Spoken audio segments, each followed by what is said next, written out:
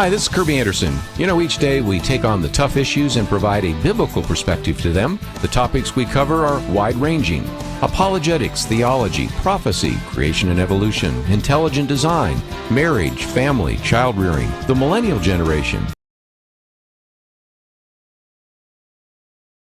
the Constitution, public policy, foreign policy, military policy, tensions in the Middle East, abortion, homosexuality, pornography, sexual ethics, media, technology, history, and America's godly heritage. We talk about anything that affects your faith, your family, or your freedom. So don't go anywhere, because Point of View starts right now.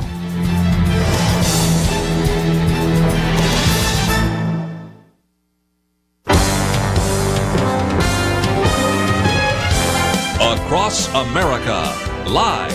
This is Point of View.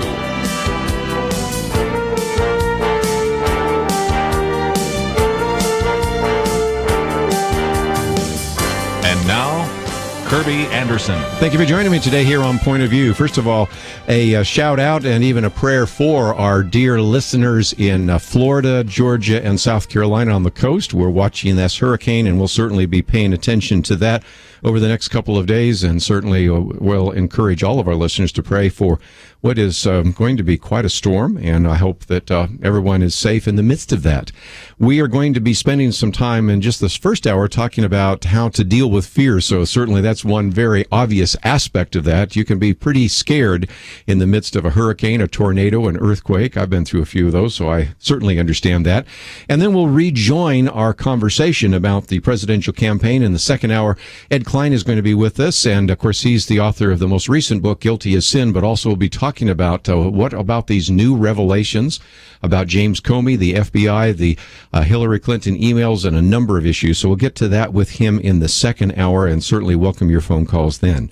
But we're privileged to have in studio with us the first hour somebody who's been on the program with us before, Jeanne Nigro. She is the founder of Jeanne Nigro Ministries, and really is an individual that is known for teaching very practical, relevant, life-transforming principles. Some people say I have the gift of taking complex ideas and making them easy to understand. Jeanne certainly is an individual that does that as well. We have her new book, and it's on the website here, UNSHAKEN, Standing Strong in Uncertain Times. And, of course, if you have been following her since she's been on the program with us before, you might have seen some of her blogs in Messianic Times and Messianic Jewish Alliance of America. But this is her new book, and it's just great to have you back in studio. It's wonderful to be here, Kerby. Thanks so much for having me. You know, when we talk about fear, you know, whether it's the uncertainty right now of this presidential campaign, which has caused almost no one to send in donations, it's been interesting. I see this happening every 4 years. You know, as we get close to the election, nobody knows what's going to happen. Nobody's making investments in the stock market. Nobody's giving to ministries, including our own, because there's always this sense of anxiety, maybe even fear. So I thought your book was a very good antidote to some of that. God has perfect timing for everything, even my book. And this is a great book. And by the way, we do have a link to her website. I'll talk more about that in just a minute. But the book is, I guess, technically out, although realistically, you have a kind of a coming out, a party coming up in the next couple of weeks. Right, right. The official release date is October 18th, and I'm having a launch party here in Plano, in Dallas area, on October 24th at the Hope Center. So we get the first chance to have a chance to see the book and get a copy of it as well. I guess the way to start, Jeanne, is really to just give your testimony for our listeners in Ohio. You used to live in Ohio. You got your MBA from University of Cincinnati, if I remember right. And then you moved, as you talk about here, from Ohio to California. But in the midst of this, you really share a lot of your testimony, and it kind of is the foundation for this book, isn't it? It is. My testimony in the book is what I focus on is really, I call it the testimony of fear, because that is what was the catalyst for me writing Unshaken. And I got to the point, Kerby, where I was so fearful of the end times, of terrorism, of what was going on in the world, that I was paralyzed by fear.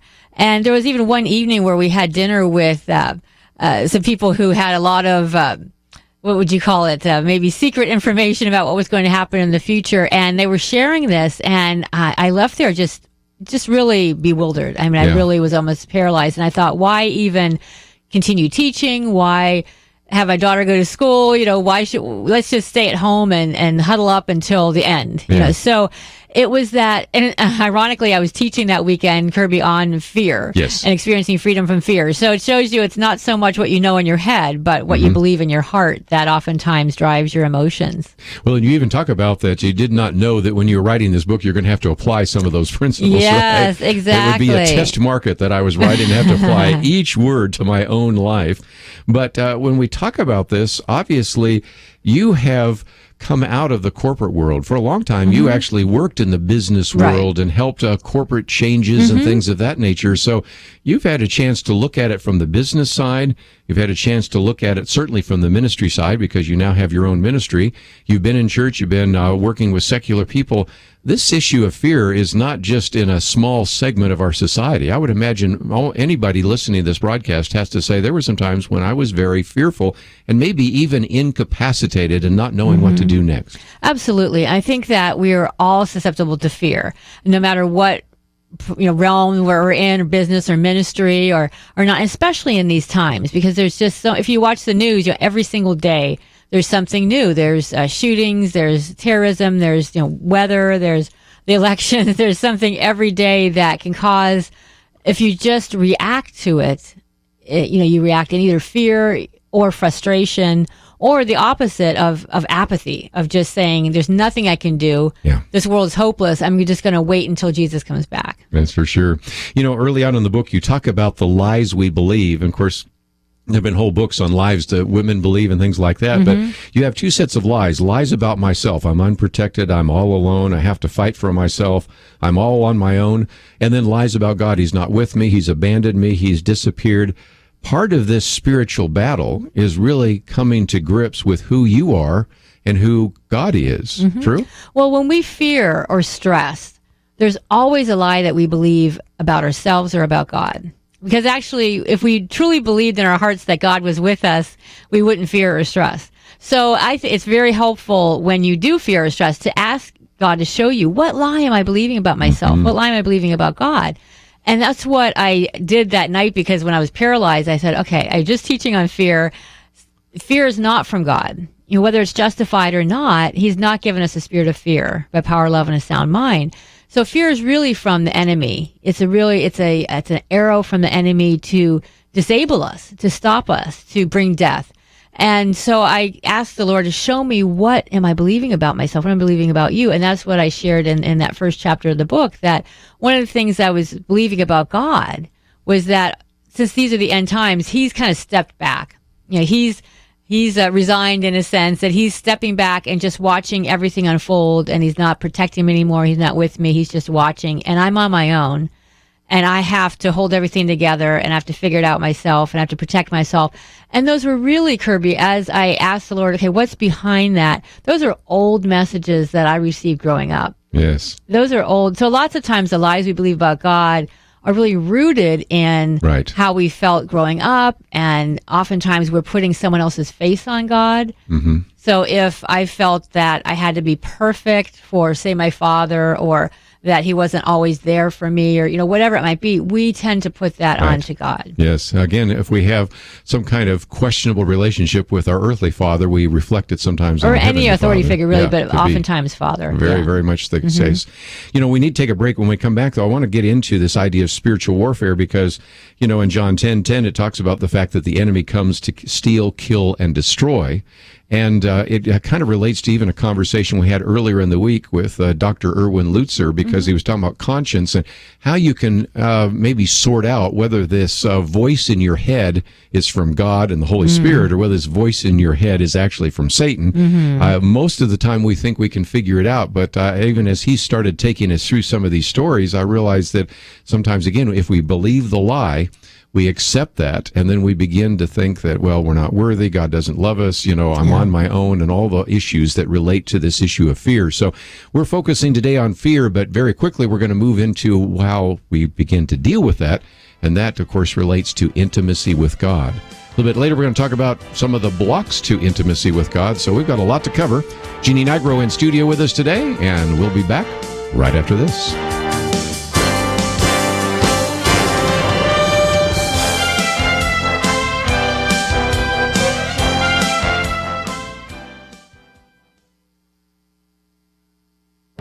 This is Viewpoints with Kerby Anderson.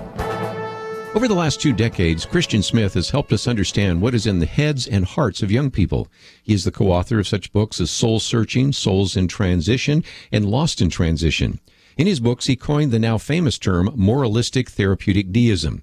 The term came up in a discussion on my radio program with Kara Powell about her book, Growing Young. She and her co-authors have identified a number of strategies that will attract young people to your church. The term moralistic therapeutic deism came up in the discussion because it is a good way to identify the beliefs of so many youths and young adults. It includes 5 key points. Number 1, a God exists who created and ordered the world and watches over human life on earth. Number 2, God wants people to be good, nice, and fair to each other, as taught in the Bible and by most other religions. Number 3, the central goal of life is to be happy and to feel good about oneself. Number 4, God does not need to be particularly involved in one's life, except when God is needed to resolve a problem. And 5th and finally, good people go to heaven when they die. Well, as you can see, this viewpoint is not exactly Orthodox Christianity, and it certainly does not encompass the gospel.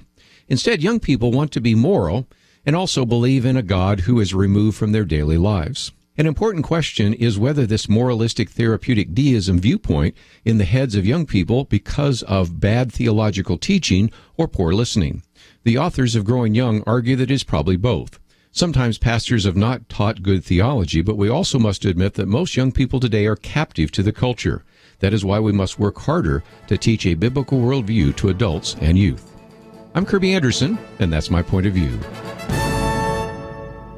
Thanks to Citizens United Productions and their movie Torchbearer. Duck Commander Phil Robertson argues the absurdity of life without God. Not yet rated. In theaters October 7. TorchbearerMovie.com.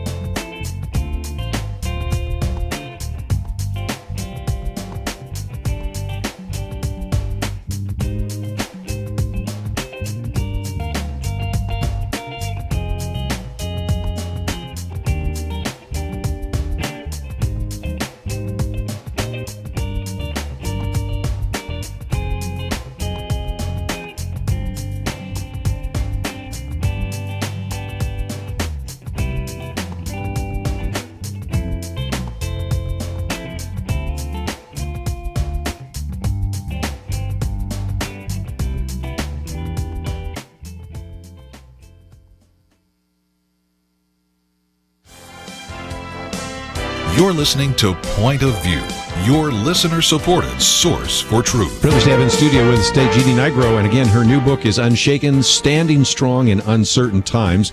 Let me just mention that, first of all, I think you're wanting to get a copy of the book. I would suggest those of you that are teachers, maybe you're a pastor and would like to preach through a series of sermons on fear. Maybe you're a Sunday school leader, Bible fellowship leader, small group leader. This would be a great resource there as well. And you also could get a hold of some of the other CD series she has on the biblical feasts and breaking free into God's presence, what's next, some on the temple, and of course, unafraid in these times. And so there would be CDs and other resources that would go with this. And again, it's all at your website. So let me encourage people to take the time to click on your picture, and that will then take them to JeanneNigro.com. If you don't know how to spell, the good news is all you have to do is find your picture on pointofview.net, and that will get you right there to the website. Wonderful. Let's talk about this for just a minute, because you talk about this idea of it being spiritual warfare, your spiritual weapons of warfare, and it does seem to me that even before we get into this important issue of intimacy with God, sometimes we need to recognize that these fearful thoughts do come from the enemy, and we need to address those, don't we? Absolutely. Well, the lies that we believe about ourselves or about God that drive the fear and drive the stress, who's the father of lies? It's the enemy. It's Satan. So we have to recognize that it's a spiritual battle. You know, and oftentimes the enemy doesn't want us to see that. He wants us to think that it's just our personality, or we're justified in feeling fearful and stressed, because anybody would. But the problem is, Kerby, is that Satan doesn't say, oh, you're justified, I won't get involved. You know, he's looking for any opening he can to have influence and to gain reign in your life and in the world. So we've got to recognize that these lies that we believe are from the enemy. He's the father of lies. And so anything that's not of faith is sin, and we have to see it as sin when we believe these lies. The world wants us to believe that they're just, issues or whatever, but then we don't. If we think that they're just not sin, then we won't use spiritual weapons of warfare, and then we won't experience any lasting victory. Yeah, and we certainly need to have victory. Let's get into this issue of intimacy, because that's really kind of one of the themes of the book. Yes. And you first of all talk about what is intimacy with God, because in some respects we need to have a biblical understanding of intimacy before we can really even have it in some respects, right? Absolutely. And when you think about being unshaken, and I'm convicted of this, Kerby, every minute, like I said, I've had to live every line, every word of this book, is that the only thing that can't change is who God is and how he sees you. And I get convicted of that all day long. We get frustrated, we get stressed when things change. We get an email when things don't go well, when someone's driving slow in front of us, and we have to recognize we allow everything but God to control us. And then these things become, other people, circumstances become idols in a sense, because they're controlling us instead of God. And so the way that we can stand unshaken is to remember that the only thing that can change is how he sees you and who he is. And so that's what we need to be dwelling on. And so when we think about intimacy with God, it's just incredible that we have a God who desires intimacy with us. I mean, he can't keep his thoughts off of us. He can't take his eyes off of you.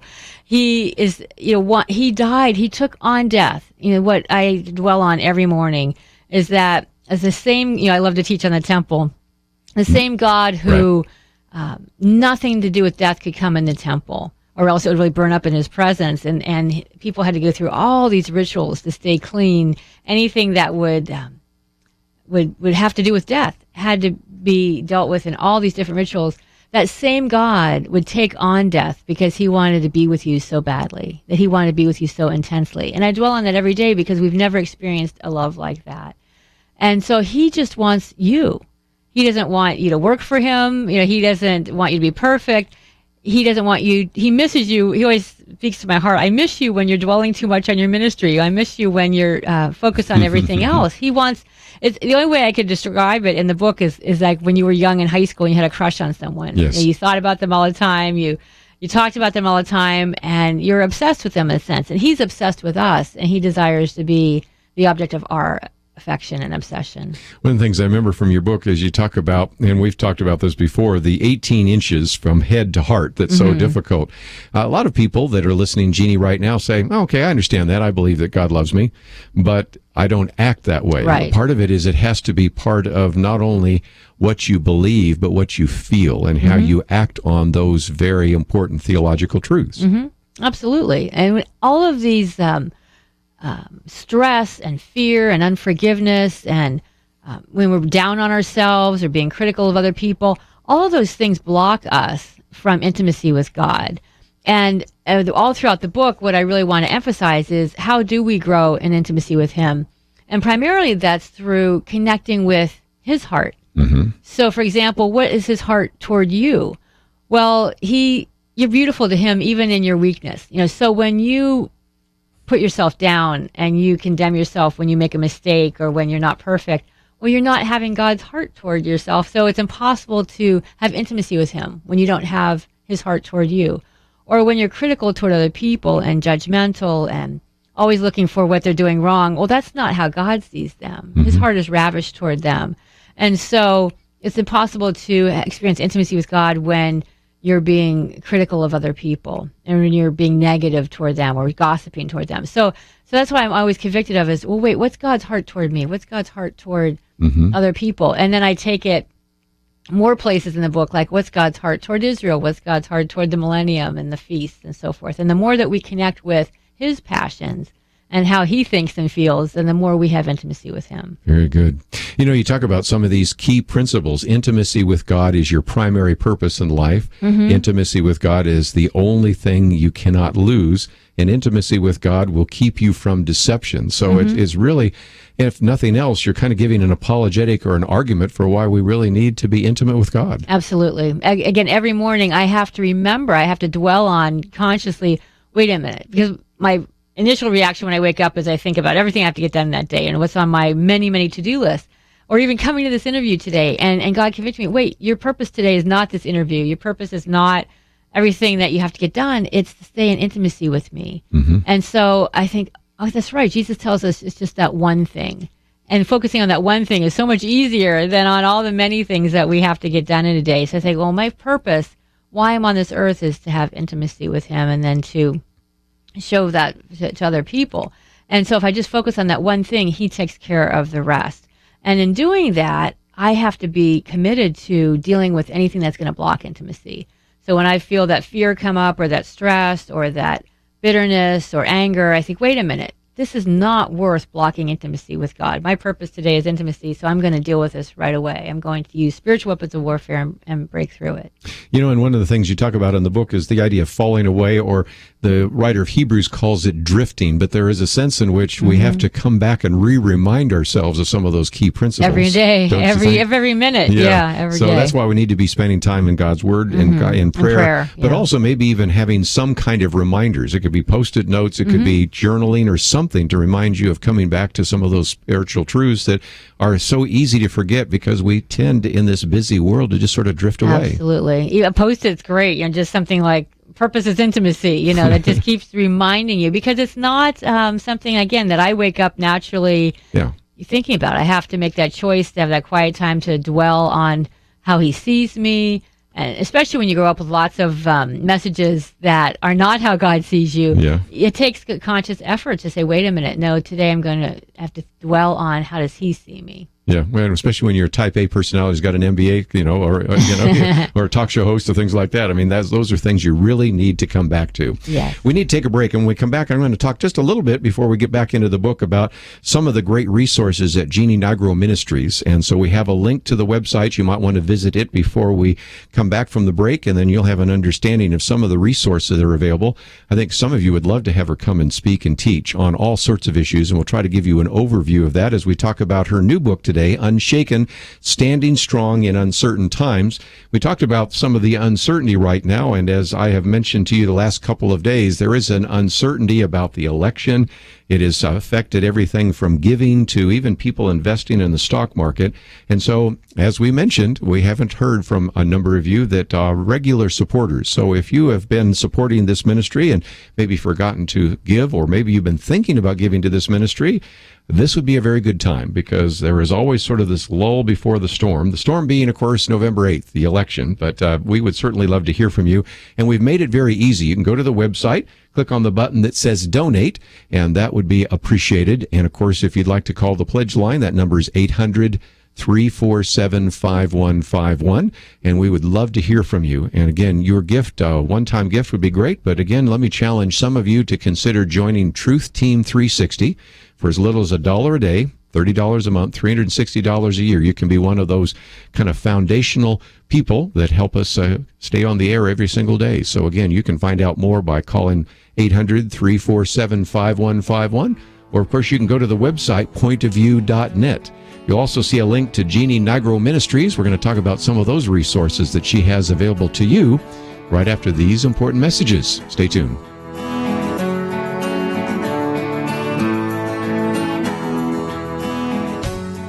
Our thanks to Citizens United Productions Glittering Steel and their new movie, Torchbearer, for their support. Torchbearer follows the Duck Commander, Phil Robertson, as he argues the absurdity of life without God.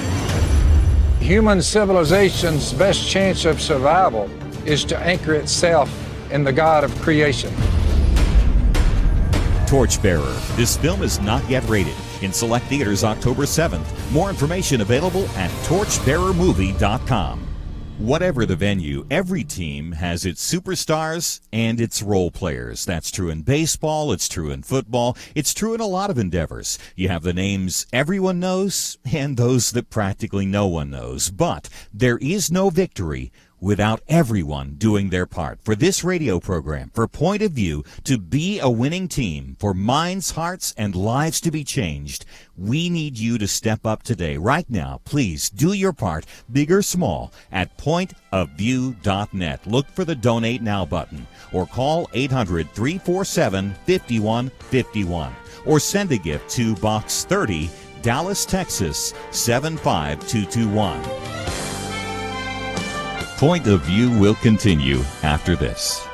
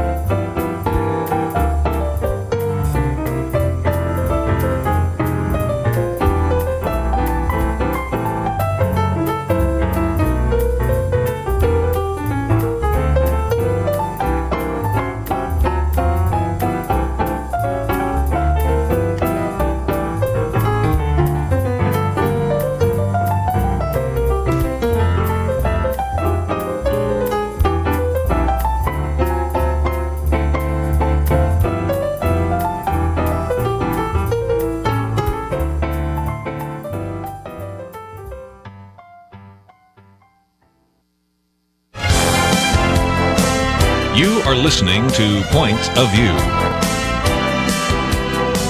The opinions expressed on Point of View do not necessarily reflect the views of the management or staff of this station. And now, here again is Kerby Anderson. In studio with us today, Jeanne Nigro. By the way, if you'd like to join our conversation, 1-800-351-1212, talking about fear and intimacy with God. We're going to talk about some of the blocks to intimacy in just a minute, but lots of times during the program about this time, I like to focus a little bit on some of the resources that are available through a ministry. And Jeanne, you've got quite a few here as people click on the particular menu page here, there's, of course, information about you. There's a place under the About section to invite you to come and speak, and I know you have spoken to so many groups around the country and would certainly continue to do that. If people would like to know more about this book, you've got this very generous offer where people can actually download the first chapter of the book for free. That's right. So that's there, and there's a calendar and some other resources. But also mentioned that you're doing radio, you're doing television. There are just a lot of resources. If somebody said, I want to learn a little bit more about the feasts of Israel, if I wanted to learn more about the temple, if I wanted to begin to apply some of the principles here about fear, maybe teaching a Sunday school class, you've got CDs, you've got TV programs, all sorts of things. So talk what's available there. Yes. On the website, there's the opportunity to, as you said, download a free chapter of the book. You can purchase the book online at JeanneNigro.com. All of my CD series are available. I've got CD series, Healing Strongholds of the Heart, Breaking Through Barriers to Intimacy with God, a whole series on the temple, what the temple tells you about who God is and how he sees you and how that brings healing to your heart. And there's a series on the millennium called What's Next, giving us a picture of what is next and what's God's heart, what's it going to be like, how is the millennium give us hope for the future. And within that are CDs on the millennial temple. And what does that tell us about who God is? And we've got series on the biblical feasts. And also my new TV show, Facets of the Stone. It airs on NRB TV, but every week after it airs, I do put the link on the website so you can watch all of the episodes on the website. And right now we're doing a season on the biblical feast where every week I discuss a different biblical feast and how it applies in your life today, how the truths and what it reveals about God and how he sees you can really make a difference in your life today. And Kevin interviews you, and so again, that's available. And the good news is, even though it airs in the morning, you don't have to watch it in the morning. You can watch it anytime. Watch it on my website. And most of us watch it at times. I watch it at a different time. So it's really easy for you to watch that. And again, let me just mention that the CD series you have on the temple and biblical feasts. In just a few minutes, maybe we'll get into that, but I thought I would at least finish this idea of fear, because you do even dip into it a little bit in this book. So if people wanted to get a little bit of an overview, this book is just a great resource for people to have.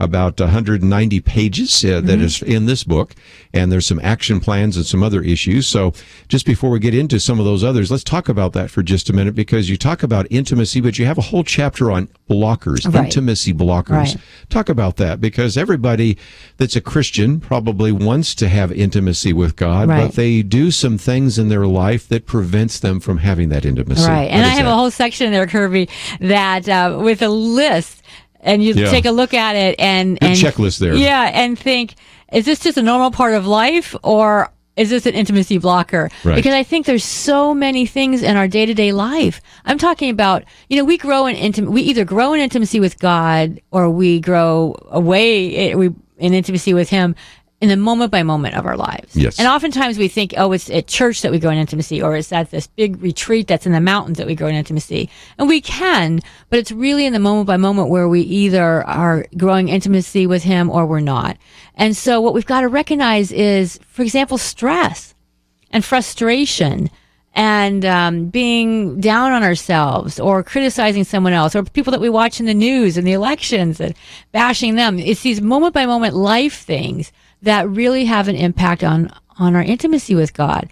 So if we recognize that, intimacy is my my purpose for living, and it's the number one anchor that's going to keep me standing strong and unshaken, then I've got to be committed to dealing with what blocks intimacy. So I go into the blockers of, for example, fear and stress, and I even share, really specific things like, you're on the phone and you get caught up in that endless loop of what do you want? I want to talk to a human, when you're on those voice message systems. And before you know it, you're frustrated and angry. And it's those emotions, those just day-to-day, moment-by-moment emotions and frustrations that end up controlling us instead of who God is and how he sees us in his spirit. So we've got to recognize those moment-by-moment things and be willing to see them as sin, not just as a normal part of life. And when we see them as sin, then we know what tools we need. We need spiritual weapons of warfare. We need to confess it, forgive, cancel this authority that we've given the enemy through that sin, and then we can hear from God, and then we can grow closer in intimacy with Him. Your last chapter deals with sort of an action item, but it's tied into this idea of the millennium. You've got 10 facets of God's heart for the millennium action plan. So now we're going to dip into some of your other books, but you also talk about it in this book. Right. How does our understanding of the millennium help us right now when we're dealing with stress or fear in our lives right this moment? In a number of ways. One, I love teaching on the millennium. I get so excited about it because I can't wait. And it's going to be an amazing time when Jesus rules and reigns, and we get to rule and reign with Him. I mean, what other king allows his people to rule and reign with Him? Everyone we know on this earth is this, crazy dictators or something. They want all the power to themselves, but not our Jesus. So we're going to be ruling and reigning with Him, and finally everything will be made right. Finally the government will work properly. Finally there will be no corruption. Finally there will be no GMOs. Everything will be organic. So it'll be the way that we wish it was now, that we sometimes expect it to be now. And so that gives us hope for the future, because we know when things happen, wait a minute, we're not living in the millennium yet. So there's going to be people that let us down. There's going to be, corruption. There's not that it's right, but it gives us that ability to know for hope for the future. But then also, Kerby, sometimes the enemy wants us to believe that there's just nothing more that we can do, that things are so bad out there that there's just nothing you can do that make a difference. And that's not true, because sometimes we need to still fight for righteousness now and make a difference now in this world. And if we don't see it right now, what we need to know is that the efforts we make now and the progress we make now will continue on into the millennium. Because in the millennium, He's going to be ruling and reigning in righteousness. So what we do now for righteousness, whether that's fighting for righteousness in our government or schools or just in our lives, doing the right thing, that will continue on into the millennium. So think of it as the cleanup project that has to happen in the millennium. You're getting a head start on it, know. And then also, when you think about the feast, we're going to be celebrating the feast with Jesus in the millennium. Unfortunately, Christmas and Easter won't continue on in the millennium, but the biblical feasts will. Right. Passover, Sukkot, Feast of Tabernacles, Rosh Hashanah, Shavuot, all of the 7 biblical feasts, Shabbat. So the more we observe that now, one, we connect with His heart because He designed the feast, not the Jewish people. God did. They're the Lord's feast. And then it gives us practice for the future. We have a bridegroom coming back for us, and many of us don't know what He's going to look like. We forget that He's going to be Jewish and that He's going to set up His millennial temple in Jerusalem, and that we'll be celebrating the feast with Him. And it even tells us in Zechariah that the nations that don't, for example, celebrate the Feast of Tabernacles will experience plagues and droughts and so forth. So God's very passionate about the feast. And the more that we connect with what's on His heart, again, we grow in intimacy with Him. So it gives us that really the anchor of hope for the future in the millennium. Just before we take a break, let's talk about, again, some of those resources, because some people are saying, I've heard some things you just said in the last few minutes here about the millennium or about feasts I've never even heard anybody address before. But you go through that in a systematic way, both in your television program and in the CDs. So those are available for people to listen to. But again, you're available to teach on some of those issues. Absolutely. I love teaching on the millennium. And the What's Next CD series is all about the millennium and millennial temple. And then the Applying the Biblical Feast in Your Daily Life is the CD series, goes in depth on the feast as well as the facets of the Stone television program. Okay, well, we talked about the temple. We need to take one of those mandatory breaks. So when we come back, let's talk about the temple and what that means, because you even have a picture of the temple in this particular book. And, of course, you have talked about this before. And so what does the millennial temple look like? We might get in a little bit more of some of the feasts. And in this particular chapter, what is God's next move? You've taken us from, oh my goodness, we're heading to the end times and I'm so fearful, to now I'm really looking forward to the millennium. So it kind of changes our perspective. And so this is, I think, very helpful, since oftentimes we do talk about such difficult topics here on Point of View, or sometimes we do some prophecy talks. I know we're trying to see if we can get David Jeremiah in again. Talk about his latest book. Is This the End? Is one of the chapters, one of the titles of his book. And we've talked with so many different individuals over the years on some of those issues. So we'll come back and give you a chance to hear a little bit more from Jeanne Nigro. And in the second hour, Ed Klein is going to be with us. We'll be talking about all these issues in the news, in particular the email scandal, some calling for the impeachment now of the FBI Director James Comey. So that's something to look forward to in the second hour as we get back into the news cycle. So again, visit the website, pointofview.net. If any of you have some comments or questions, 1-800-351-1212. We'll be back right after this.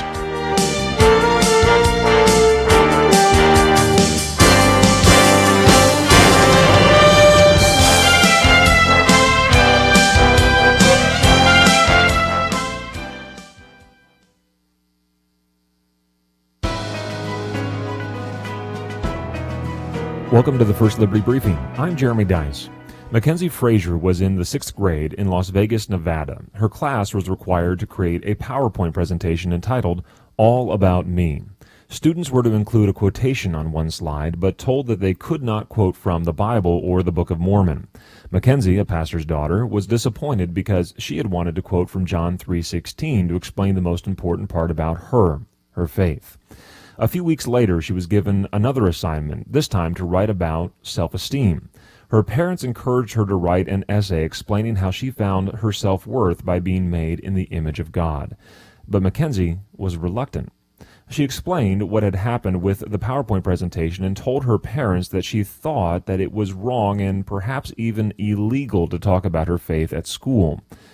First Liberty Institute sent her school a demand letter explaining how the U.S. Constitution and federal law protect the right of students to express their faith in class assignments, and the school apologized to Mackenzie within just 48 hours.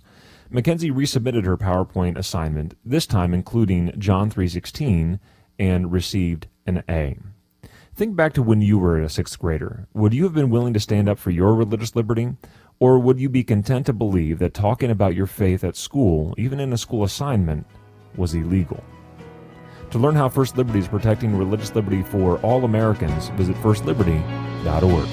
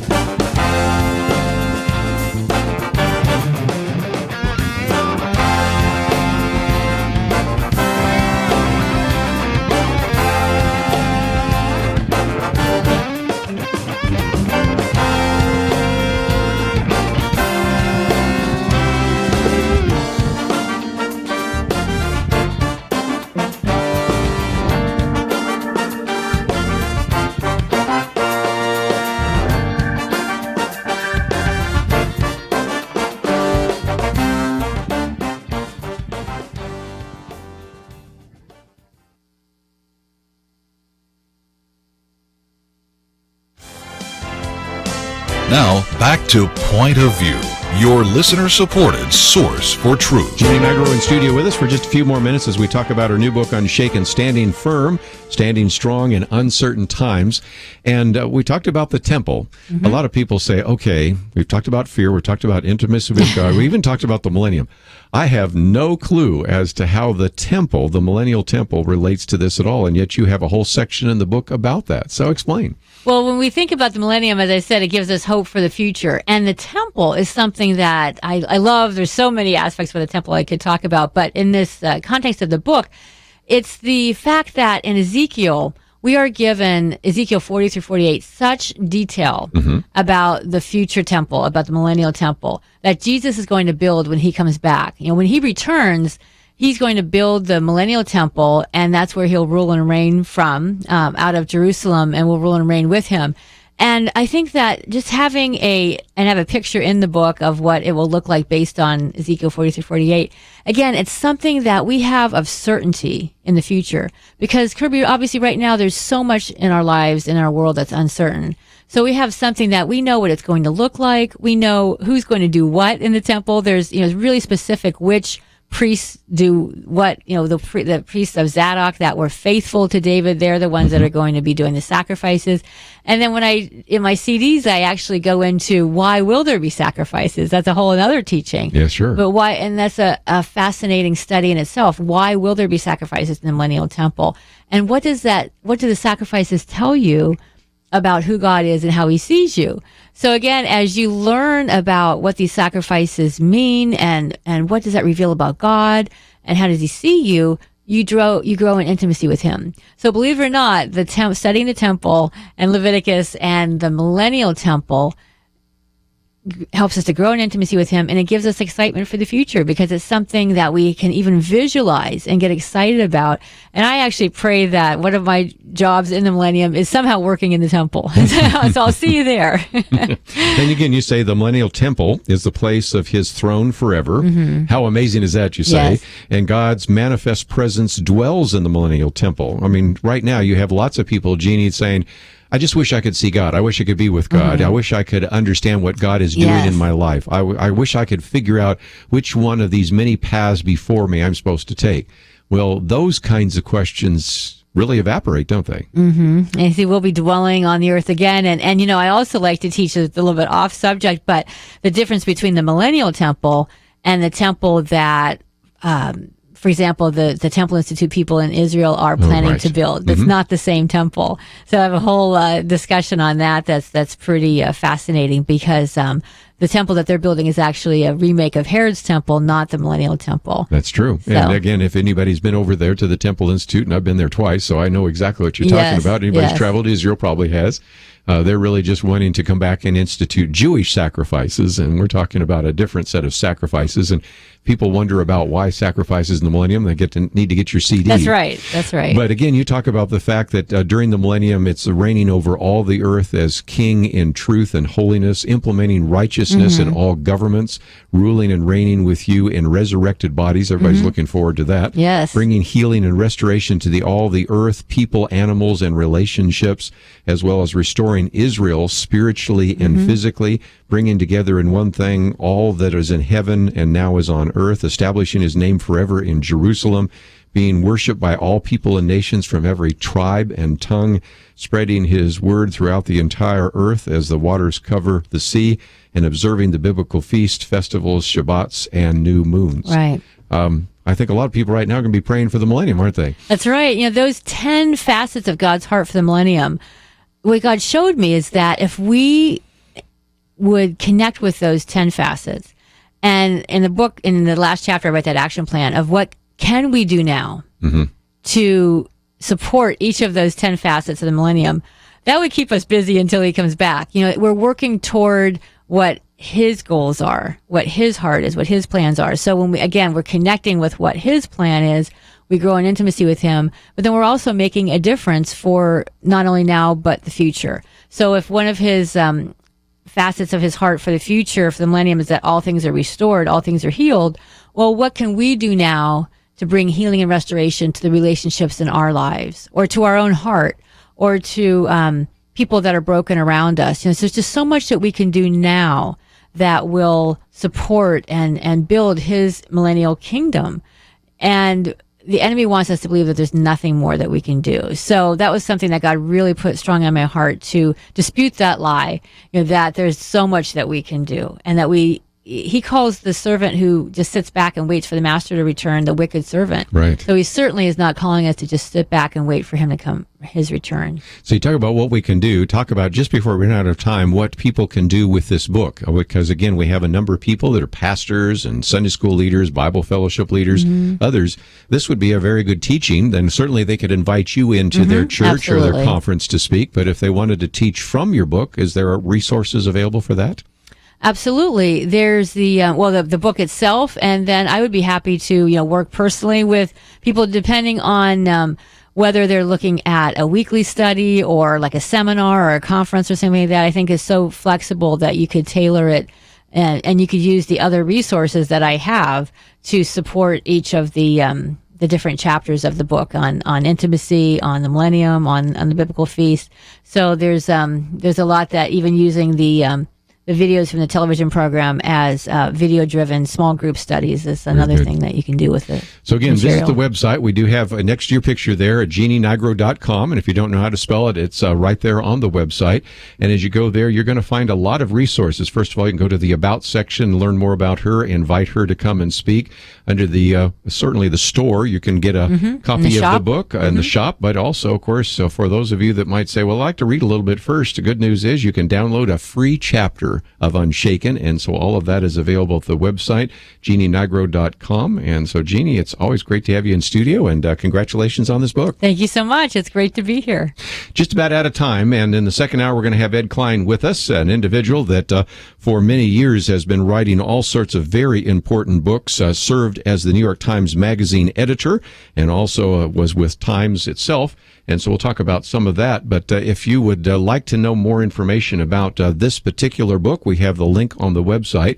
If you'd like to go back and listen to it again, we have a section called Watch, and we can give you an opportunity to download a podcast and maybe even send it to someone who's maybe thinking through some of these issues or dealing with fear or wanting more intimacy with God. You can also watch it by going to our YouTube channel. And as you go to the website, you'll also see that you have my viewpoint section today talking about moral deists. That has to do with the fact that as we look at the youngest generation, Christian Smith said that basically they are kind of a group of individuals that are individually looking at the gospel in a very different kind of world. Moralistic therapeutic deism. By that, they believe that they should be moral. Therapeutic, well, God wants me happy. And deism, well, God started the universe, but I'm pretty much on my own. And so we talk a little bit about that mindset that has really begun to capture some of the youngest generation. So all of that's available at our website, pointofview.net. Don't forget also we have our Pray, Organize, and Vote material. We're getting close to the time in which you will no longer be able to register to vote. So notice that we have the video there, which we found that 14%, 1 out of every 7 people that think they're registered are not. So we want to make sure that you check and make sure you're registered, but also friends, family, and others are registered to vote, because by next week, most of you will live in states where you no longer can register to vote, and this will be an important election. And as you go there, don't forget, as we mentioned before, we are certainly in need of your financial support. As we get closer to the election, I've seen it happen every 4 years. People, because of the uncertainty, don't give, and so we certainly do need your financial support. So if you can give to this ministry, click on the button that says Donate, or of course you can give us a call. The pledge line number is 1-800-347-5151, 1-800-347-5151. Ed Klein will be with us, and we'll talk about some of the issues in the news, all that coming up right after this.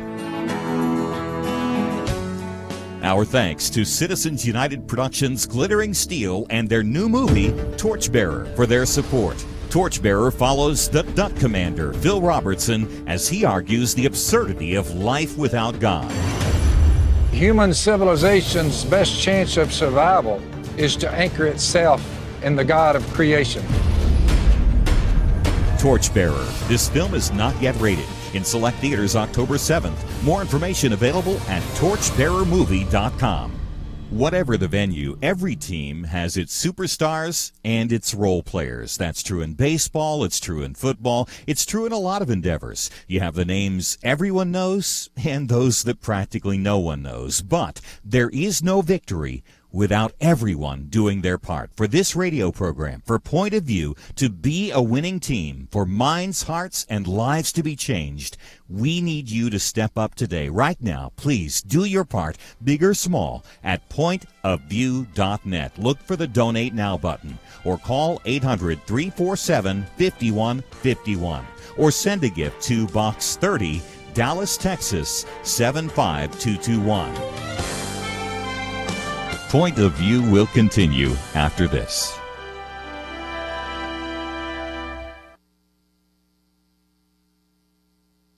I just thank God for y'all. I listen to you every day, truly. I wanted to thank y'all for everything you do each day to inform Christian families and our community about the things we can do, and just the way you're so informative. I listen to you daily and love you guys and appreciate you so much. God bless you, Kerby, for keeping this show so on track and for the decades of wonderful help to this nation that Point of View has been. We're all big fans of your work, and we pray that God will just prosper it. As a Christian, over the years that I've followed this program, I am constantly challenged to be on guard and to evaluate what's going on. And if for no other reason, to protect the caliber and the truth of your programming, I need to participate and to back your program financially to ensure that the truth stays out there for people to hear, to view, and to be a part of.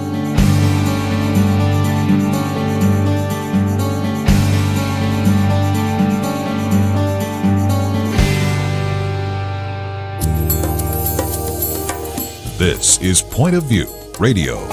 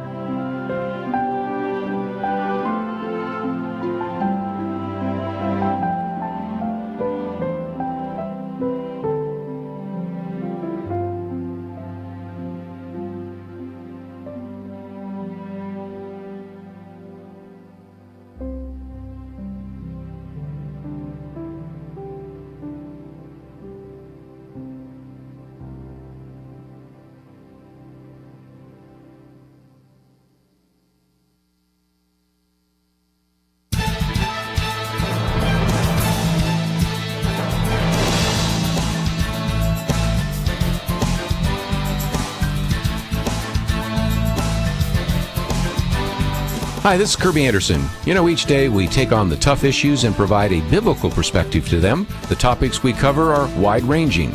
Apologetics, theology, prophecy, creation and evolution, intelligent design, marriage, family, child-rearing, the millennial generation, trends in society, politics, economics, business, religious liberty, the Constitution, public policy, foreign policy, military policy, tensions in the Middle East, abortion, homosexuality, pornography, sexual ethics, media, technology, history, and America's godly heritage. We talk about anything that affects your faith, your family, or your freedom. So don't go anywhere, because Point of View continues right now.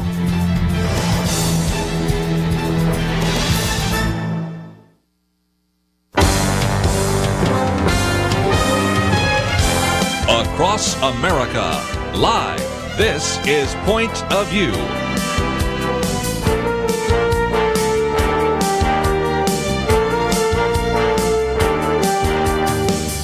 And now, Kerby Anderson. Second hour, one of the things we've been looking forward to for some time is this interview with Edward Klein. He is the author of so many books, but especially as we look at what is happening in the news right now, some even suggesting that FBI Director James Comey should be impeached. Some have wondered about his decision to not actually call for an indictment of Hillary Clinton over what could be a crime under the Espionage Act. And so there are many issues that we want to talk about today in this new book, Guilty as Sin. Ed Klein, as you well know, has been with us before, has worked with Newsweek magazine, also was the editor-in-chief of the New York Times Magazine, individual who has a master's degree from Columbia University's Graduate School of Journalism. And we've talked with him about a number of his books. For example, The Truth About Hillary, Blood Feud, The Clintons versus the Obamas, Unlikable, The Problem with Hillary, and of course this latest book, Guilty as Sin. We have information about Ed Klein on the website. We have information about his book, which I'm sure you'll be able to find in your local bookstore. It's published by Regnery. And Ed, thank you once again for joining us here on Point of View. Well, I feel as though I'm back with an old friend because we've been together for so many years, so it's great to be back with you. One of the things that I might just mention, since we picked up some new stations since the last time you've been on here, is you've been very good of interviewing individuals who were sitting in the room with Hillary Clinton, Bill Clinton, Barack Obama, whoever it might be. In this case, we're going to talk about for just a few minutes, certainly Jim Comey, and really giving us an inside story. It is still amazing to me so many people will go on the record with you, but nevertheless, that's one of the ways in which we learn a little bit more about what happens behind closed doors.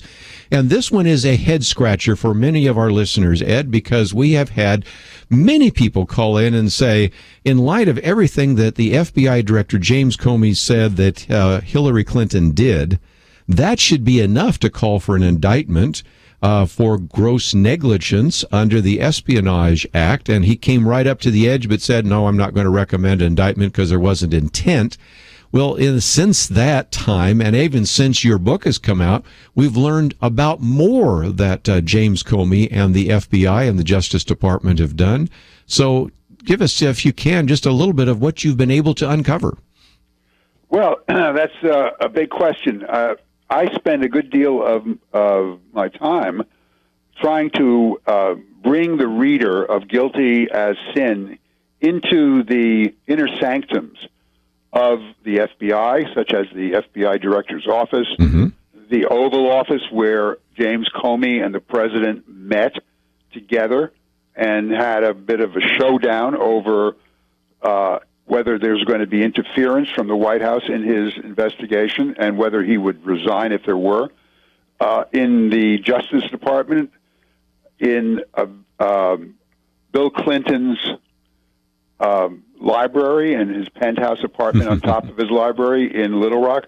So what I try to do is not interview people who are officials, who are spokespeople, who are going to give you the rundown that they give everybody else. But I have, over the years, since, in fact, you and I started talking about The Truth About Hillary, which was, 11 years ago, believe it or not, I try to go to their friends, their associates, their families, their people who really know them, and who speak to me because they know I will treat them fairly. I will not reveal their names. and they have the opportunity to express themselves and show how important they are and how they are in on the inner secrets and with the powerful people. So, as far as the FBI is concerned, Comey, in my view, initially had every intention of following the truth where it might have led. Right. But when it became apparent to him that that the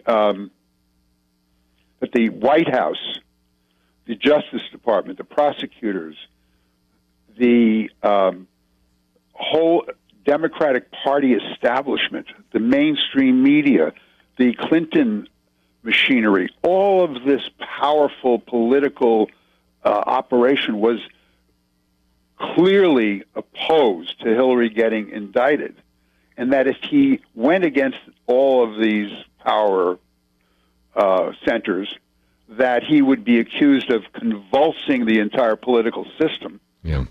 He did exactly what John Roberts, the Chief Justice of the Supreme Court, did when Obamacare came before the Supreme Court, and Roberts, who is conservative, instead voted to allow Obamacare because he didn't want to hurt the reputation of the Supreme Court. He didn't want to get the Supreme Court involved in the politics. Right. I think Comey did the same thing. I think he pulled back to save his own reputation and to save the reputation of the FBI. In saying that, and I'll conclude with this one statement, I'm not trying to condone what he did or say it was right. In fact, I think it was wrong, but I think that's why he did it. Sure. Well, and that kind of brings us back to the first part of your book, which is called Rigged. You know, we have a presidential candidate right now that says the system is rigged. Well, part of the rig that you're talking about is the meeting between Bill Clinton and his private jet, which was cleared for takeoff, and then the opportunity to instead not take off and instead go and meet with the Attorney General, Loretta Lynch. And you, again, give us sort of an inside view for what actually took place on that plane.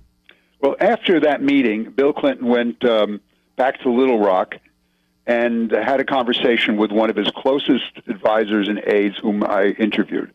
And this source told me what happened. Bill Clinton was in Phoenix for a fundraiser, and he got into his private jet and was about to take off when, as you just said, his Secret Service agent told him that the Attorney General's plane was about to land at the same airport. Mm-hmm. So this was a coincidence, despite what everybody, has been saying. This is all set up in advance, and it wasn't it was a coincidence. He did not know in advance that she was coming. But as soon as he found out that she was coming, Bill Clinton, being Bill Clinton, realized he had an opportunity, and he told his people to stop the plane, turn back, and go back to the parking area. And they did. And after the Loretta Lynch's plane, the Attorney General's plane, landed, this is 180-degree weather, by the way, in Phoenix. Yep. He had a Secret Service person call her plane and say the president would like to visit with the Attorney General. Now, they go back a long way because it was Bill Clinton who appointed her years and years and years ago as a U.S. attorney here in New York. Let me jump in real quickly because we have one of those mandatory breaks, and again, there's some great aspects of the story, but I want to give you a chance to finish it, and so we're going to take a break, and when we come back, continue our conversation. Again, if you find yourself just riveted by some of these details, you'll find it in the new book, Guilty as Sin. It's published by Regnery, and you can find it in your local bookstore. We're privileged to have with us today Edward Klein, and we'll continue this story. Got a great cliffhanger here. We'll come back and finish the rest of the story right after this.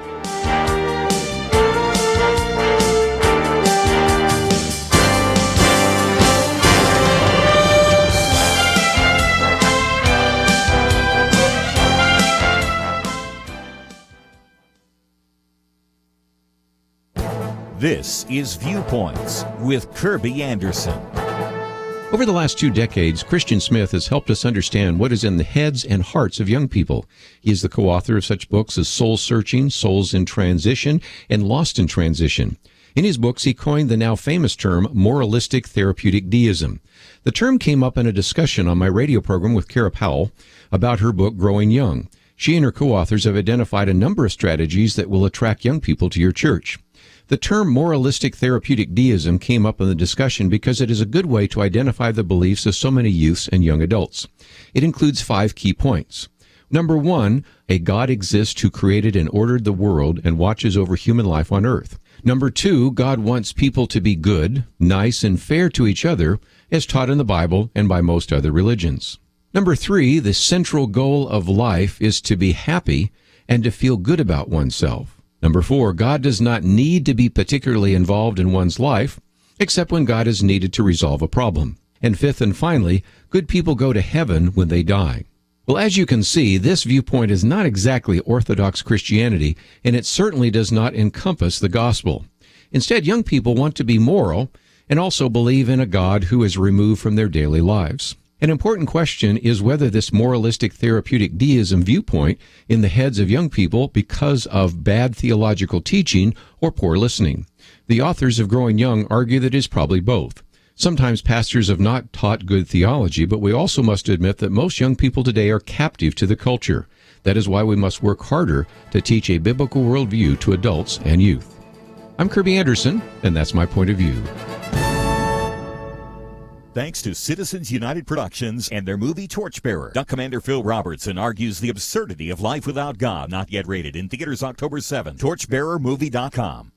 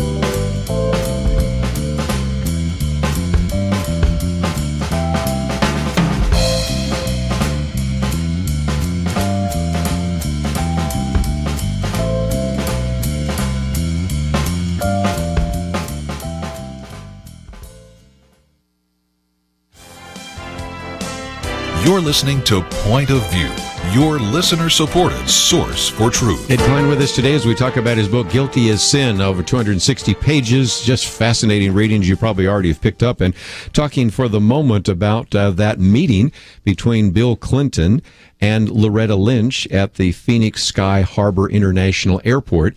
As you point out, Ed, it was not planned, but then Bill Clinton decided to use it in a very effective way. Explain, if you might. Yeah, well, he really wanted to embarrass her, is what he set out to do. And he told his friend that. And he, in fact, asked his friend when he was on his plane, and before he left his plane, what do you think? Should I do this? Should I ask to get on her plane? And he said, well, the friend advised him, and the friend is, by the way, a lawyer. You have nothing to lose, but she'd be nuts to have you on her plane because she's the Attorney General. You have no business being there. But Bill went ahead, got on the plane, and as he told the story later, Loretta Lynch knew from almost the instant she saw him that she had made a mistake because she started literally trembling. And her husband was with her, and he rubbed her back and petted her hands to try to console her. But Bill went on with all the charm that he has. They did not speak about anything legal. Everybody thinks that they had some sort of a, sidebar conversation about the emails. They didn't, according to Bill Clinton. And this is him telling his very good friend and legal advisor this, so he had no reason to lie.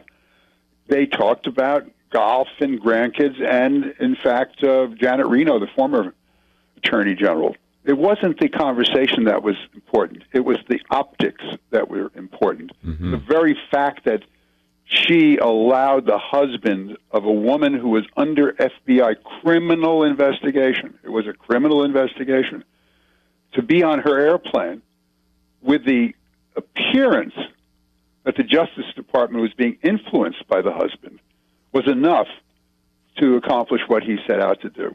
And by the time he left, he told his friend, he could see beads of perspiration on her upper lip. Wow. Just incredible. So again, this is just one of the kind of insights in the book, and I just might mention we're going to get into a couple of others and give you a chance later on to ask some questions. Some people wondered about the health of Hillary Clinton. We'll get into that.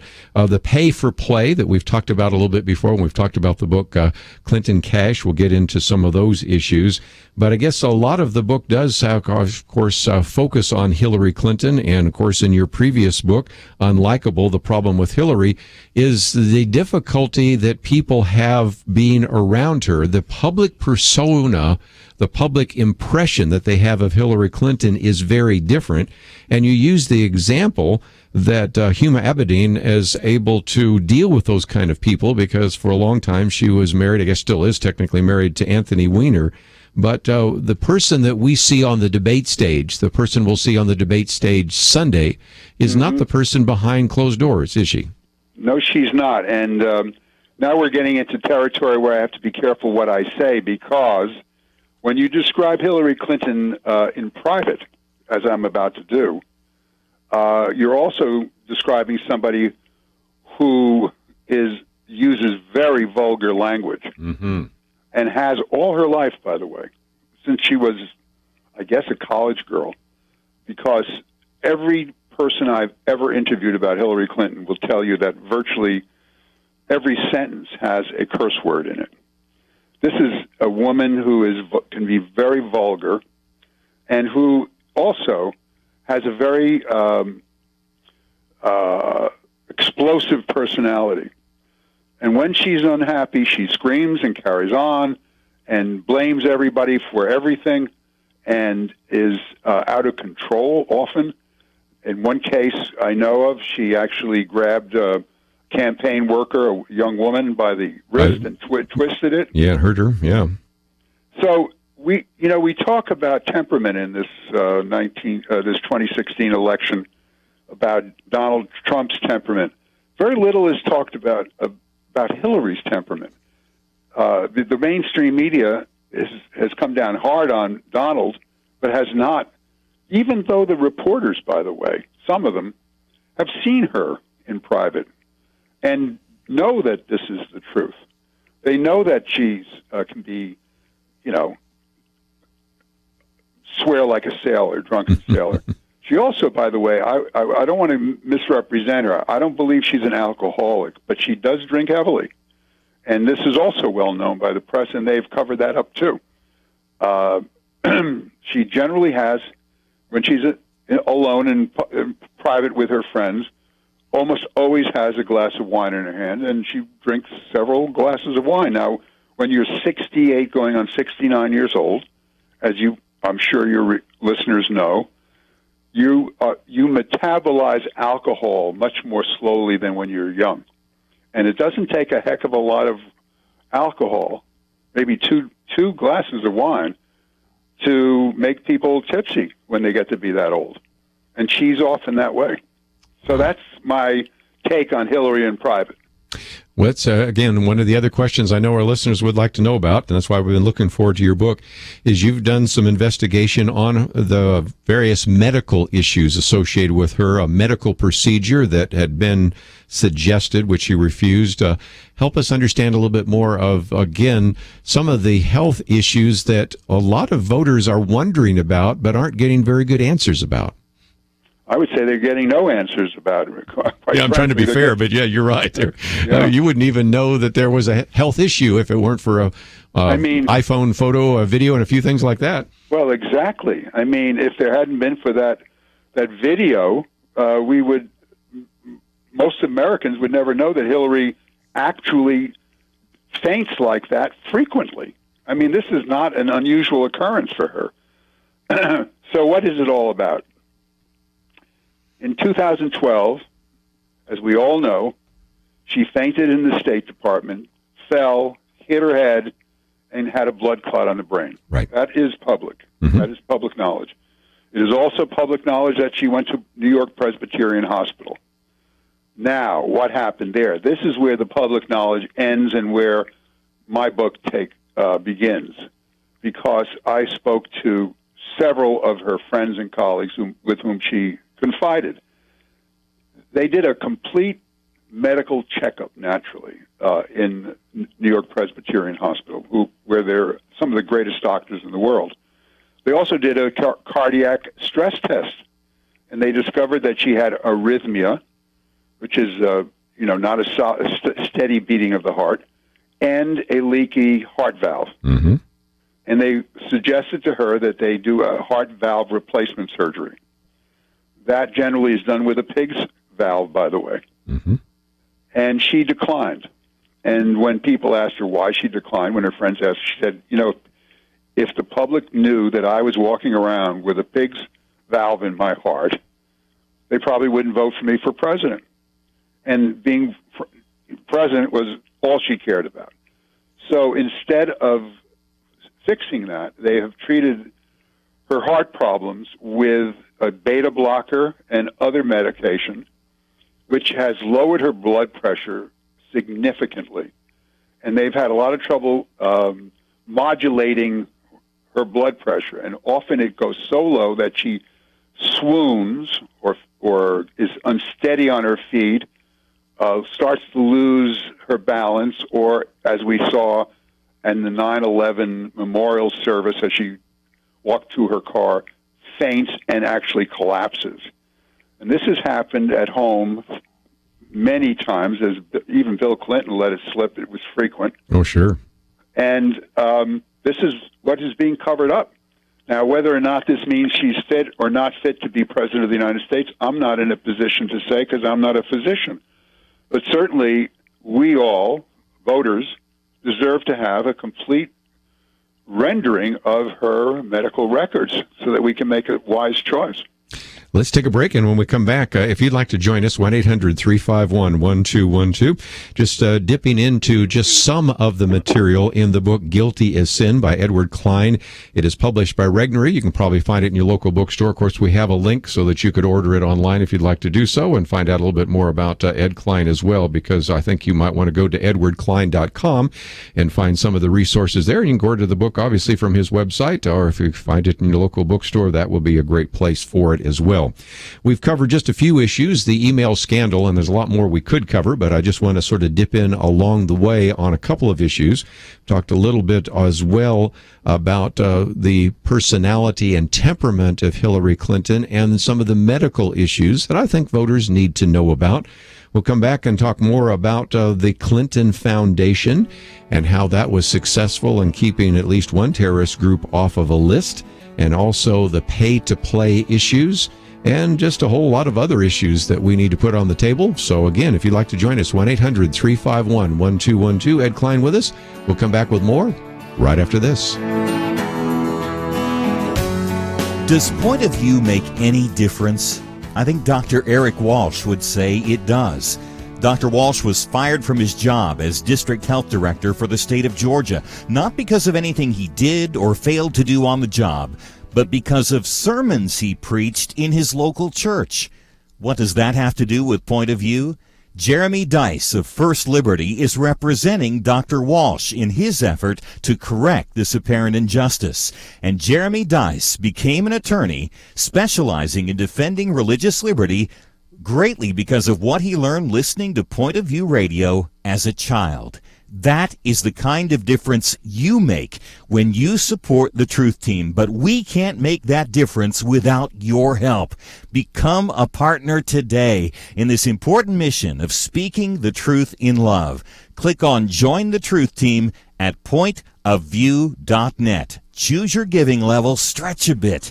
Please do it today. Pointofview.net, or call 800-347-5151. Pointofview.net and 800-347-5151. Point of View will continue after this.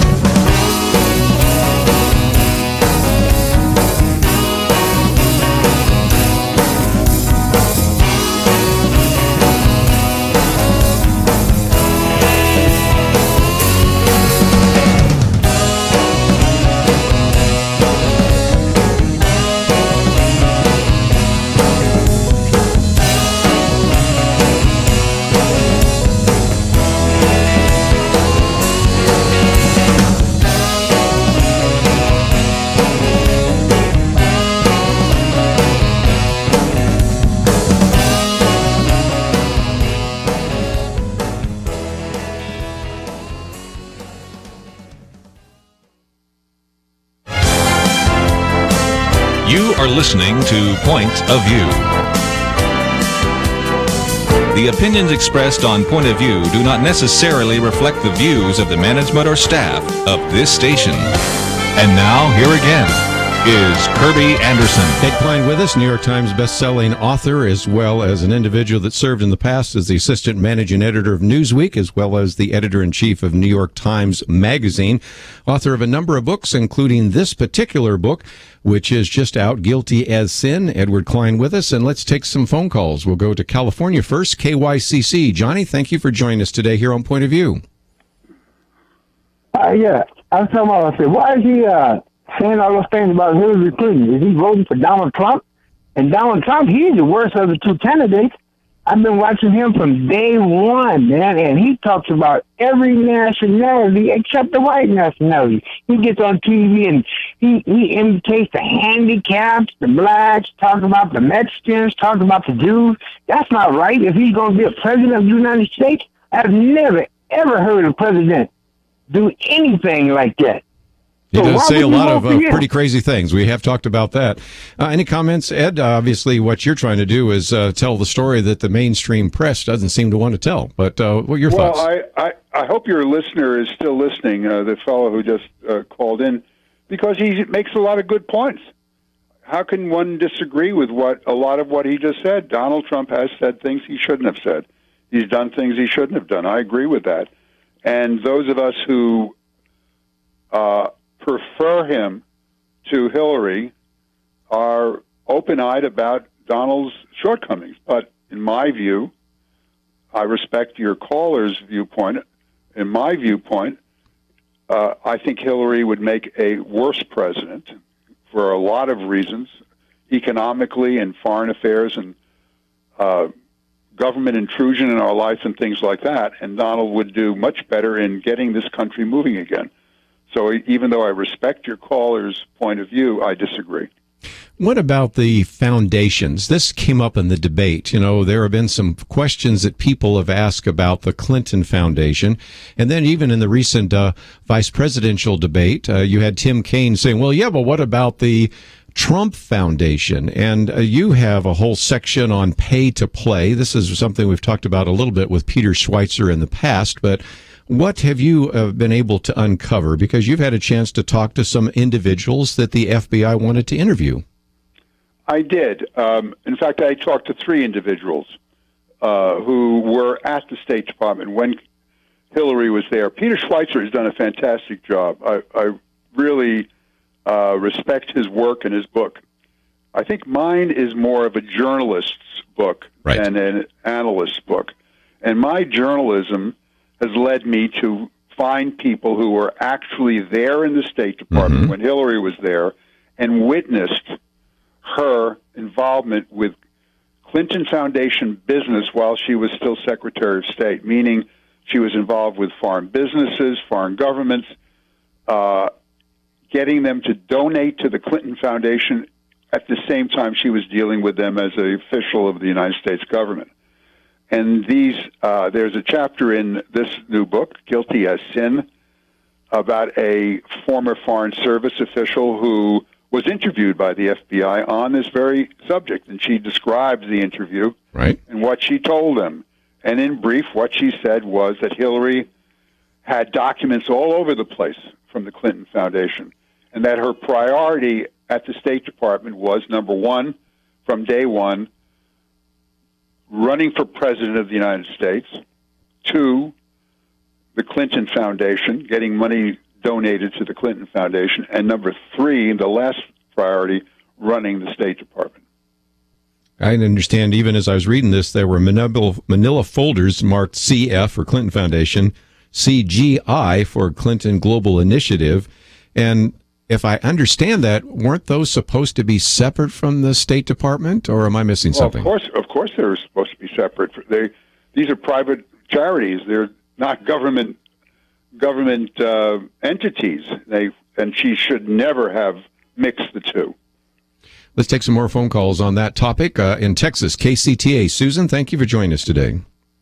Yes, thank you. I was just thinking, you were talking about Hillary's establishment of a machine and control in Washington. And then I was just thinking, when an excessively controlling person who you can kind of tell is deceitful and manipulating approaches you in Washington, the people we send up there with just the least little bit of strength of character and kind of a positive, loving attitude can say, no, thank you. I don't really want to participate in that, and I don't really need your donation to my campaign, but I appreciate your offer. No, thank you. Can't they refuse these offers she has made to establish this control of people and manipulation in Washington? They can say no, is what I'm saying. Originally, when she attempts to control someone in some way for some reason, it just seems to me like the person could, if they were living a positive, caring, courageous life and maintain some kind of moral compass there, they would just say, no, thank you. I don't want to participate in that. So you see what I'm saying? Sure. Ed, any comments? No, I think she's making a very good point, and I'd let it go. Absolutely. Let's, if we can, maybe while we're talking about the Clinton Foundation, and we can get even to the Trump Foundation you want to, one of the understandings that we've picked up so far is that there were some ways in which the Clinton Foundation had an influence on foreign policy. And let's just take one. Boko Haram was kept off the official U.S. terrorist list, to mention just supposed to be a separate, a very definite separation between the foundation and State Department activities. Haven't you been able to find some very definite links in that regard? Well, this is a very dramatic example that you're bringing up. As you know, and I'm sure some of your listeners know, the group Boko Haram operates in Nigeria, in Africa, and kidnaps young girls, rapes them, and holds them as slaves, and sometimes kills them. It is a terrible, terrible organization that does terrible things. Almost all the countries in the world, certainly the civilized countries in the world, have designated Boko Haram as a terrorist organization. There was huge amount of humanitarian pressure on Hillary to do the same when she was Secretary of State. But, and here's the big but, one of the biggest contributors to the Clinton Foundation is a fellow named Chaguri. And he is a Lebanese-Nigerian businessman who has interests in Nigeria. In particular, he runs the largest construction company in Nigeria. And he was concerned that if Boko Haram, that group, was designated by the United States government a terrorist group, that funding for Nigeria from the United States government would dry up, and that Nigerian banks wouldn't be able to do business with American banks. So he, as I just said, contributed to the foundation, and in return, Hillary Clinton, during her 4 years as Secretary of State, refused to designate this despicable organization as a terrorist organization. Let's see if we can take another phone call. We'll head out to Nevada, KNLB. Whitey, thank you for joining us today. Oh, you're very welcome. Well done for the good job that you guys are doing, you know. Well, thank you. What would you like to add to our conversation? Even in the 90s, during Bill Clinton, when he was a president, the Chinese have been donating money to the Clintons, and the people in China, from China, they can go into White House like a revolving door, like some politicians say. And when he was Arkansas governor, he met this waiter, I believe his name is Johnny something, and he was part of it, and he was indicted, went to jail, and became a Christian. And then he said, later on, Hillary wanted him to be involved too, and he said, no, I want to do nothing about it, you know. There's nothing new. If during Bill Clinton time, he's already doing it already. And now during Hillary, it speed up, you know, by the dozen, how many times, God knows. So that is something I want to say. Do you agree, or do you remember the situation in when the Chinese officials tried to get into the White House, like revolving door, because of the donation during Bill Clinton time? Sure. Let me put you on hold, and we've got to go to one of those mandatory breaks. We'll come back and talk about that. That's a little bit older history, but again, it might be helpful for especially some of our younger listeners that are unfamiliar with some of those issues that surfaced in the 1990s. And again, some of the material we're talking about today is in this new book. It's published by Regnery, Ed Klein, New York Times bestselling author, and it is entitled Guilty as Sin. It's 260 pages of material. You can probably find it in your local bookstore, but we also have a link to his website. And if you'd like to know a little bit more, certainly go to our website, pointofview.net. Let's take a break. We'll come back with more right after this.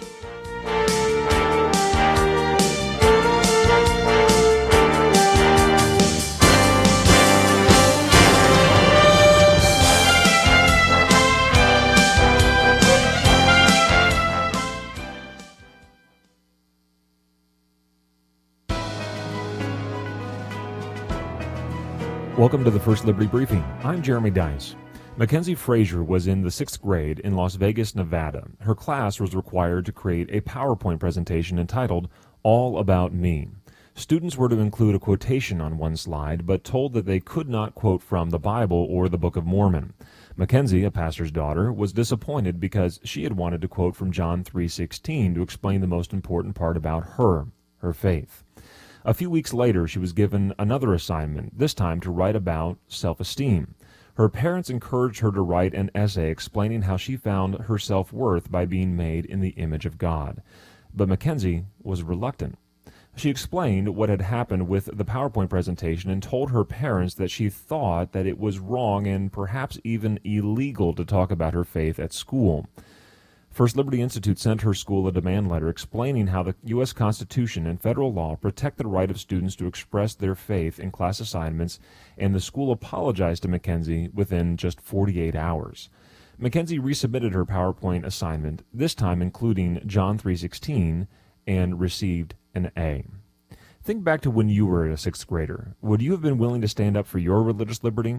Or would you be content to believe that talking about your faith at school, even in a school assignment, was illegal?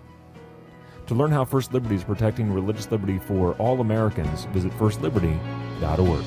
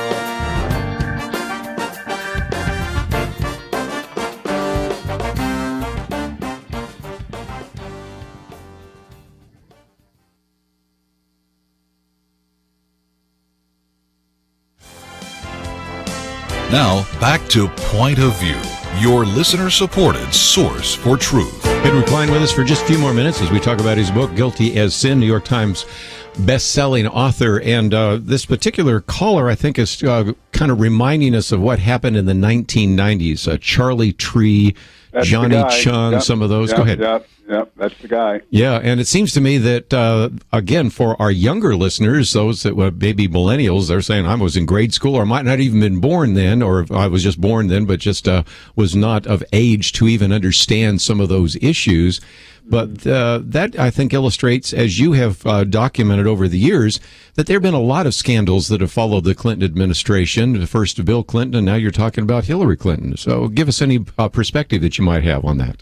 Well, there has never been a moment in the Clintons' official capacity when they've been either in government or waiting to get back into government, when there hasn't been a scandal surrounding the Clintons. I mean, that is just a fact. It started in Arkansas, and it has continued. It continued in the White House and after the White House. Bill Clinton's obscene amount of money that he's made giving speeches to donors to the Clinton Foundation who are involved in business with the United States government. Hillary Clinton trying to hide her emails, as she's tried to hide so many things in the past, by putting them on a private server in the basement of her home. I mean, this stuff is unheard of. If you wrote about it and made a movie about it, you'd say this is absurd. Nobody would do something like that. But so what does that mean? That means, getting back to your first caller, who can't conceive of why anybody would vote for Donald Trump, and I understand why he's saying that.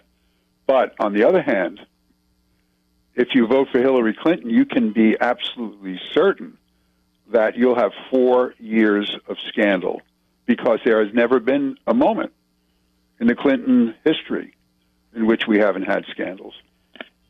You know, one of the things you talk about in your book, you have a whole section here, Donald versus Hillary, and you talk about Trump Force One, and you even answer or try to at least address this question, which was raised earlier.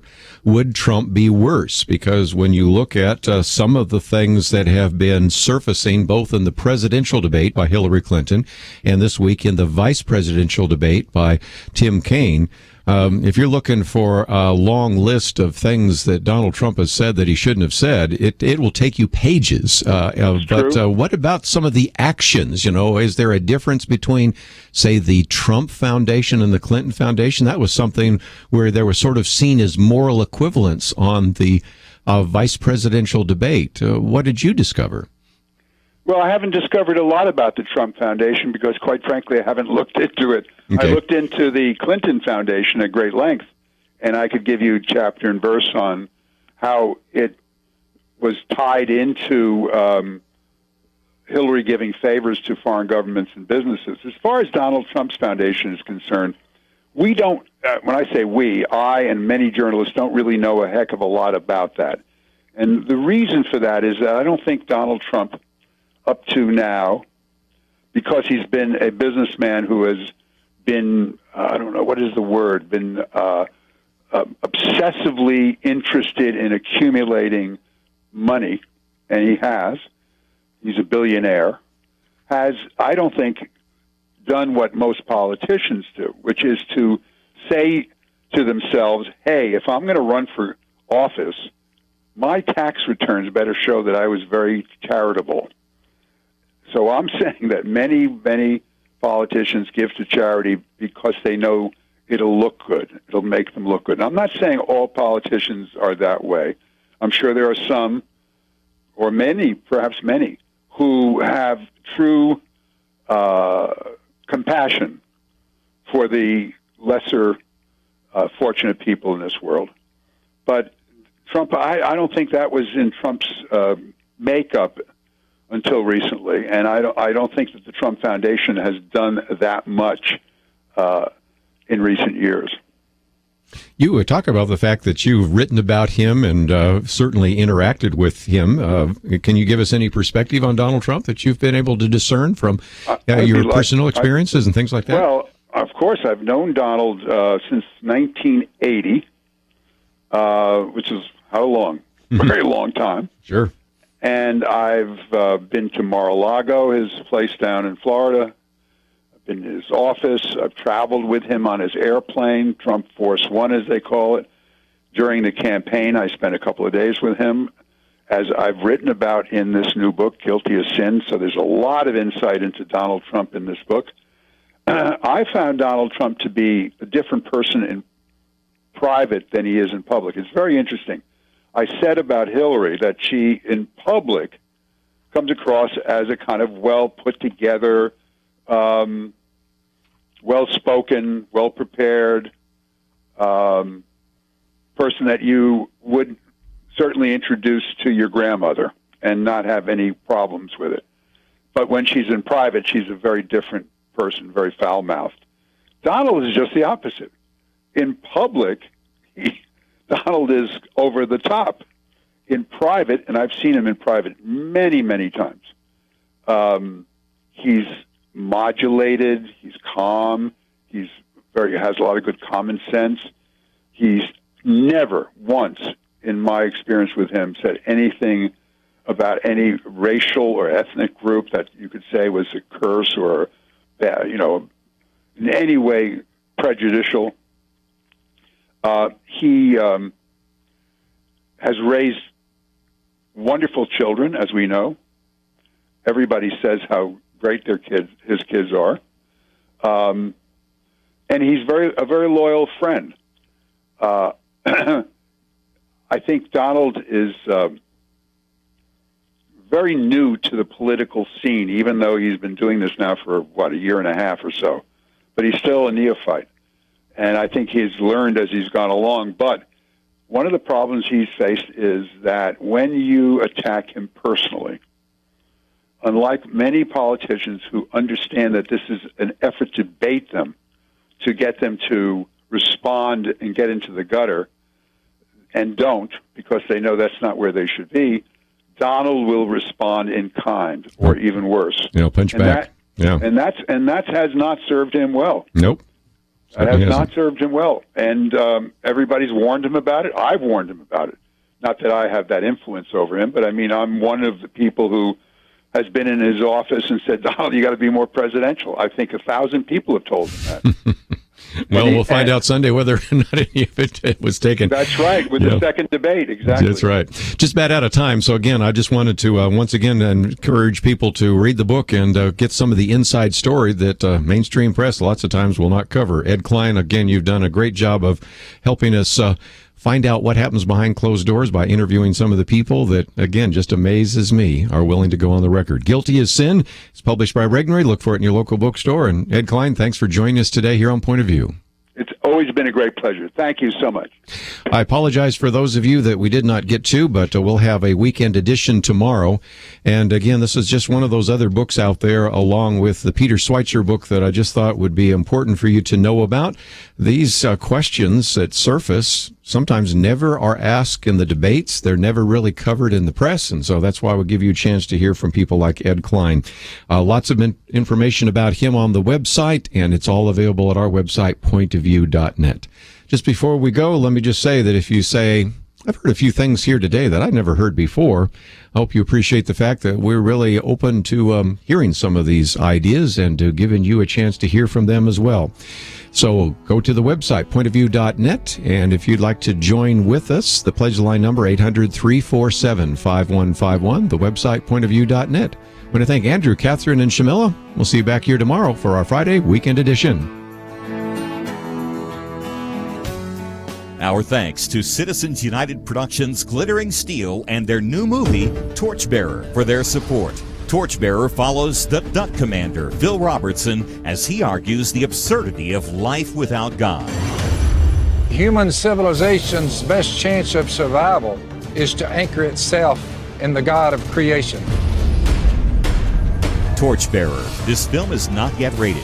In select theaters October 7th. More information available at torchbearermovie.com. Whatever the venue, every team has its superstars and its role players. That's true in baseball, it's true in football, it's true in a lot of endeavors. You have the names everyone knows and those that practically no one knows. But there is no victory without everyone doing their part. For this radio program, for Point of View to be a winning team, for minds, hearts, and lives to be changed, we need you to step up today. Right now, please do your part, big or small, at pointofview.net. Look for the Donate Now button or call 800-347-5151 or send a gift to Box 30, Dallas, Texas, 75221. Point of View is produced by Point of View Ministries.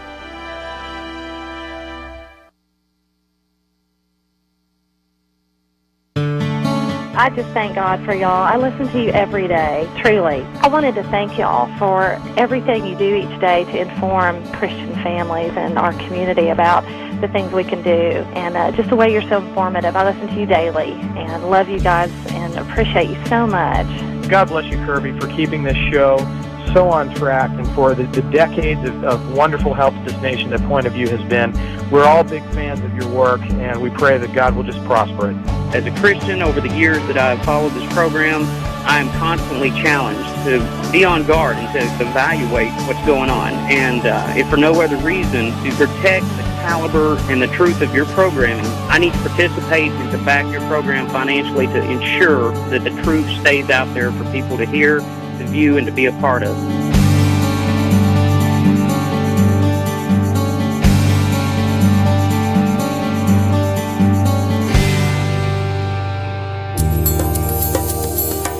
This is Point of View Radio.